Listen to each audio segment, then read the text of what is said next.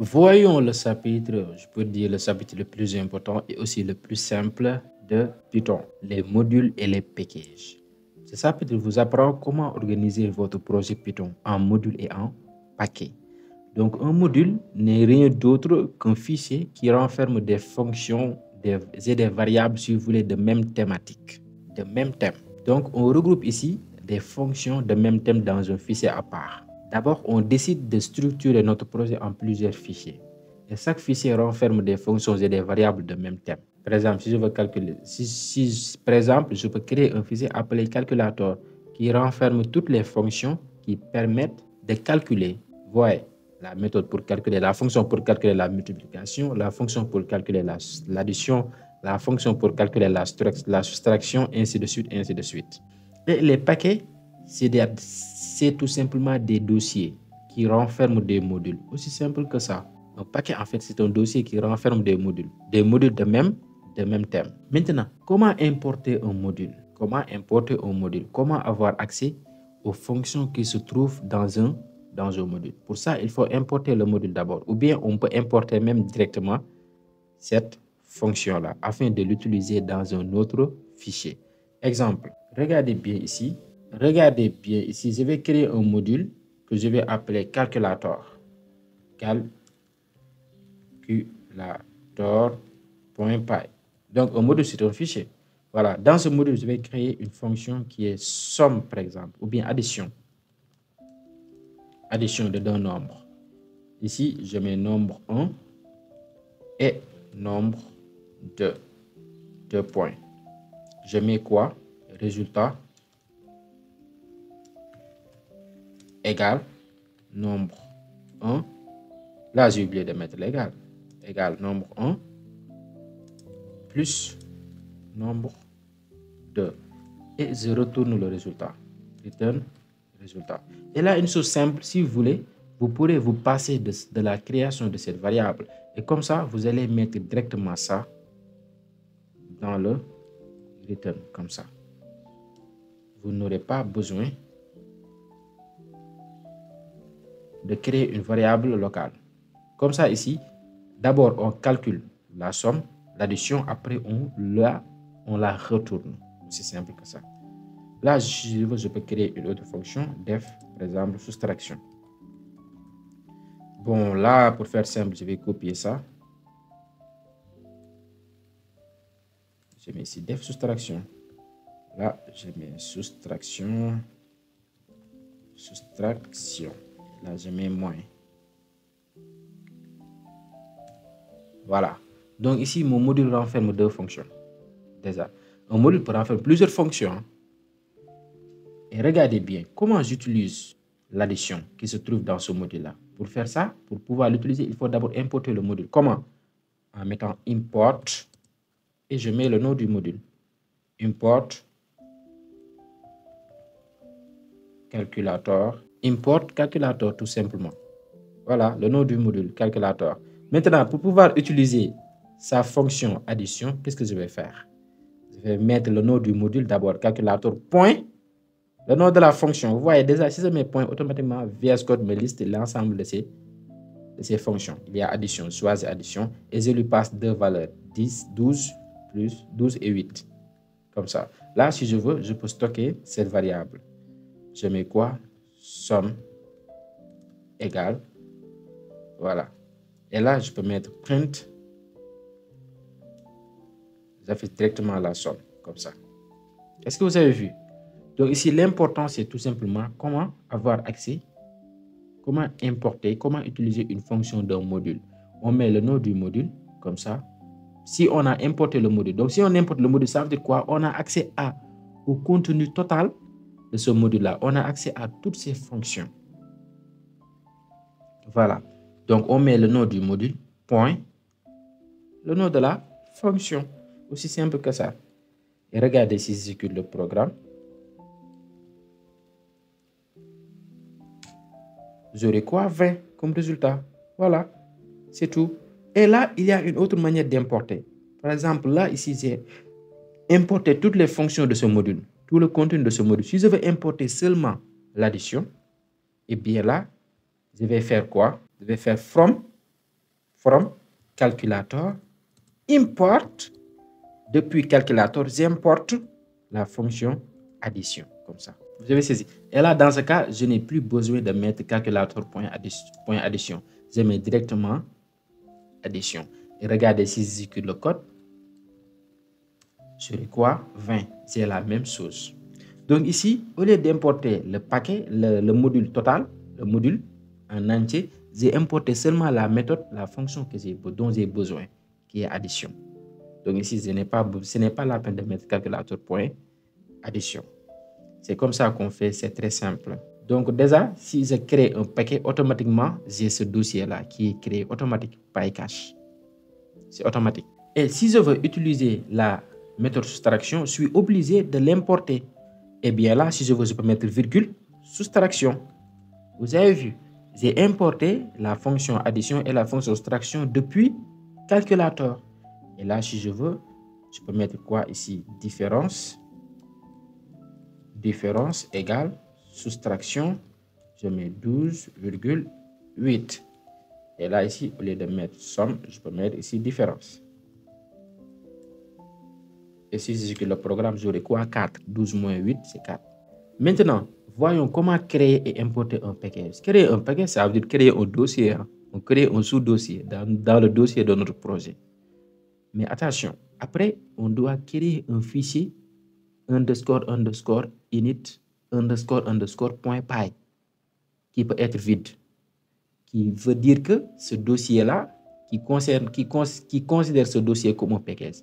Donc, ce fichier permet tout simplement de considérer le dossier comme un package. Voilà, ça permet de l'initialiser en tant que package. On est d'accord? Voilà. Donc, pour ça, je peux créer un dossier. Comment? Je peux l'appeler mon paquet. Je peux l'appeler mon package. Hein. Voilà. Vu que je n'ai pas d'inspiration, je peux l'appeler mon package. Package. Comme ça. Et dans ce dossier, je dois créer un fichier qui est __init__.py. Ce dossier-là peut être vide, c'est pas grave. Mais ça, la présence de ce dossier, de ce fichier-là, dans le dossier indique que ce dossier est un package. Et maintenant, je peux transférer ce module calculator dans le package. Dans le package, mon package. OK. Vous avez vu? Dans ce cas, regardez bien test. Automatiquement, le VS Code modifie le chemin d'importation. Parce que là, ici, on ne met plus calculator, from calculator, import, addition, soustraction. Parce que calculator ne se trouve pas dans le même dossier que le dossier test.py. Mais calculator se trouve dans le package, mon package. Donc, on met le nom du paquet, point, le nom du module. Est-ce que vous avez saisi? Donc, regardez bien. Si vous avez mis seulement ça, import, mon package, point, calculator, tout court. Là, j'ai importé le paquet, le module plutôt, le module calculator. Donc ici, pour pouvoir accéder à sa fonction addition, je vais mettre quoi? Mon package, point, calculator, point, addition. Comme ça. Si je veux accéder à la méthode soustraction, je dois faire comme ça. Vous avez saisi? Et là, il n'y a plus de problème. Si j'exécute, regardez bien, j'aurai le même résultat qui est 4. Vous voyez ici, le chemin est long. On met le nom du paquet, point, le nom du module, point, après le nom de la fonction dont on veut utiliser. Et si je veux importer directement la fonction, pas le module en entier, eh bien, je mets quoi ici? From mon package, point, calculator, import, addition. Comme ça. Et soustraction. Comme ça. Dans ce cas, ce n'est pas la peine de mettre ça. De mettre tout ça. Vous avez vu? Et regardez, si j'exécute le programme, j'aurai 4. C'est comme ça qu'on manipule les packages. En fait, un projet Python peut construire de plusieurs packages. Et dans chaque package, on peut avoir plusieurs modules. Avant de pouvoir utiliser un module ou bien une fonction d'un module, il faut d'abord importer ce module-là. Et aussi, on a la possibilité d'importer directement la fonction. Mais si vous savez qu'on peut utiliser plusieurs fonctions d'un module, eh bien, importez le module d'un coup. Et pour accéder à la fonction, on met le nom du module, point, le nom de la fonction. Aussi simple que ça. Maintenant, il faut noter qu'il y a des packages prêts à être téléchargés. Python déjà renferme plusieurs packages prédéfinis. Plusieurs packages prédéfinis. Beaucoup de packages. Mais comment télécharger ces packages-là et les installer dans notre projet? Ah oui, un package peut réaliser une tâche, une partie d'une application. Comme par exemple, on peut avoir un package qui gère l'authentification, un package qui gère l'interface graphique, etc. Comment installer un package externe? Voilà, un package externe, si vous voulez. D'abord, je vous donne des exemples de paquets prédéfinis, des paquets plutôt externes. De Python, il y a Request, un package HTTP élégant et simple pour Python, fréquemment utilisé pour les appels d'interface REST. Il y a Beautiful Soup, un package pour récupérer des données de fichiers HTML, XML. Il y a Pandas, un outil open source rapide, puissant et accessible pour l'analyse et la manipulation de données. Donc ça, ce sont des packages qui existent déjà, des packages externes, mais on ne l'a pas encore installé, nous, dans notre Python. Comment les installer? Eh bien, pour installer les packages, on peut utiliser le gestionnaire de paquets pip. Pip, c'est un gestionnaire de paquets. Un gestionnaire de paquets n'est rien d'autre qu'un élément qui gère en fait les paquets. L'ajout de paquets, suppression de paquets, modification de paquets, mise à jour de paquets, etc. C'est ça un gestionnaire de paquets. Comme son nom l'indique, gestionnaire de paquets. Pour installer un paquet, par exemple, pour installer Request, ici, le package Request, je peux taper pip install nom du paquet. Pip install nom du paquet. Voilà. Et pour vérifier les paquets qui sont déjà installés, je peux taper la commande pip freeze. D'abord, je vais vérifier les paquets installés. Ici, je mets pip freeze. Ici, il n'y a pas de paquet installé pour le moment. Maintenant, je vais installer le paquet Request. Ce paquet-là, Request. Donc, je mets pip install Request, comme ça, avec S, tout en minuscule. Eh bien, l'installation commence. On télécharge le paquet. Vous avez vu, j'attends que le téléchargement s'achève pour pouvoir utiliser ce paquet.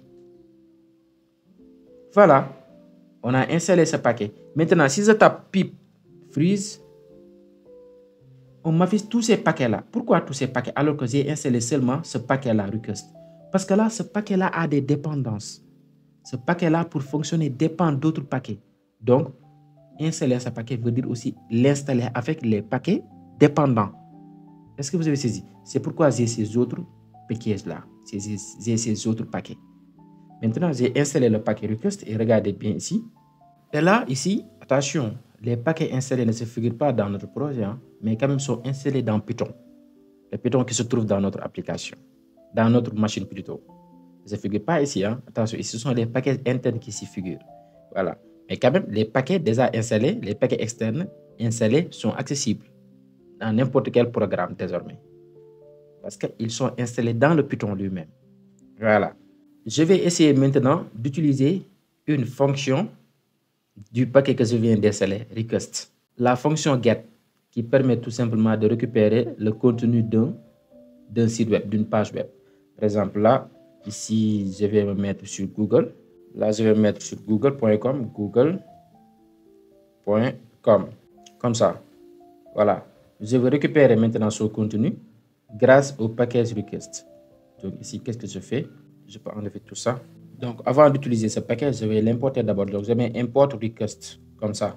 Après, je mets request.get, c'est la méthode get, qui permet de récupérer le contenu, en fait, d'une page web. Je colle ici l'URL, https google.com. Voilà. Et là, ici, je vais stocker ça dans une variable que je vais appeler résultat, par exemple. Résultat égal. Après, ici, je peux mettre print.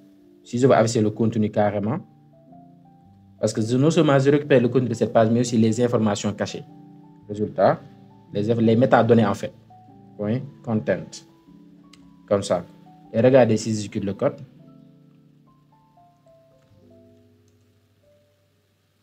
Non, ça c'est pip. PyTest.py. Regardez. Donc ici, ça c'est le contenu du site google.com. Ce contenu-là, je ne peux pas l'exploiter pour le moment comme ça. Il faut le formater. Voilà. Donc, il y aura un cours spécial sur comment extraire des données du web. Cours spécial, comment extraire des données du web en Python. Donc voilà, ça marche bien. Juste pour vous montrer comment installer un paquet externe et comment l'utiliser. Donc une fois installé un paquet interne, ici, ça ne se figure pas ici dans notre projet.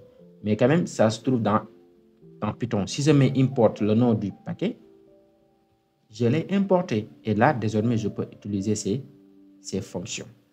Voilà.